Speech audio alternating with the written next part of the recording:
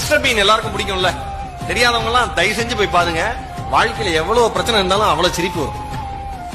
அந்த மனுஷனுக்கு திக்குவாய், பேச்சு குறைபாடு உள்ள ஒரு மனிதர் மிஸ்டர் பீன். ஆனா நடிக்கணும்னு ஆசை. முதல்ல எடுத்தோன்னா தலைவர் சூப்பர் ஸ்டார் சினிமாவுக்கு போயிருக்காப்ல.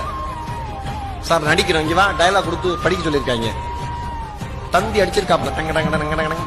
என்னடா எப்ப படிச்சு முடிப்ப? முடிச்சிருவேன் சார். ரிஜெக்ட். சரி டிவிக்கு போலாம். Reject reject reject reject. அப்புறம் யோசிச்சிருக்காப்ல, பேச்சு குறைபாடுனாலதான் இவ்வளவு ரிஜெக்ஷனோ, அதை சரி பண்ணுவோன்னு சரி பண்ணிருக்காரு. மறுபடியும் ரிஜெக்ஷன். என்ன பண்றதுனே தெரியல.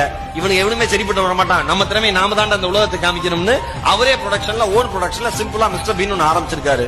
உலகமே யாருமே எதிர்பார்க்காத வகையில சூப்பர் டூப்பர் ஹிட். அந்த மனுஷன் இன்னைக்கு அந்த மனுஷனுடைய சொத்து மதிப்பு மினிமம் 1000 கோடி இருக்கும். ரிஜெக்ஷன் இருந்தாதான் வாழ்க்கையில நமக்கு சந்தோஷமே.